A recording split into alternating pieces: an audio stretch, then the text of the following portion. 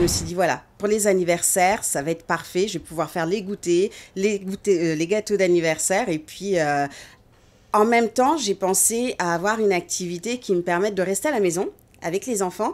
Donc, je me suis lancée dans le cake design et YouTube, dont je venais d'en entendre parler. Je me suis dit, voilà, je peux aller les deux. J'ai toujours eu une passion pour la pâtisserie. Je me suis découvert une passion pour le cake design. Donc, avant de voir si j'étais capable ou pas de le faire, j'ai acheté de la pâte à modeler pour enfants. Et je me suis mise à faire des créations avant d'acheter de la pâte à sucre. Et en fait, un jour, je suis allée à Rome dans un magasin et je leur ai dit, donnez-moi tout ce dont j'ai besoin pour faire du cake design.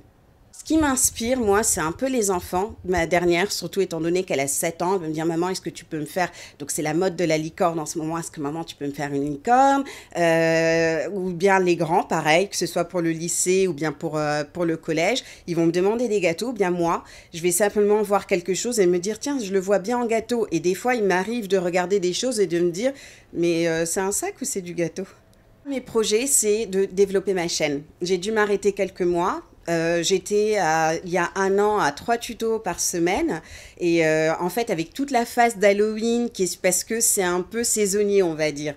Il y a Halloween, il y a Noël, il y a Pâques, donc j'ai pu faire tout ça et ensuite j'ai dû m'arrêter. Là, je suis en train de reprendre et en fait, l'idée, c'est vraiment de faire exploser ma chaîne et de faire le plus de tutos possible, d'aider en plus, parce que c'est le but premier. C'est pas d'avoir 1 million d'abonnés, même si 1 million d'abonnés, c'est génial. Mais le but, c'est d'aider le plus possible avec des tutos. Donc là, ce que je veux faire, c'est faire connaître ma chaîne.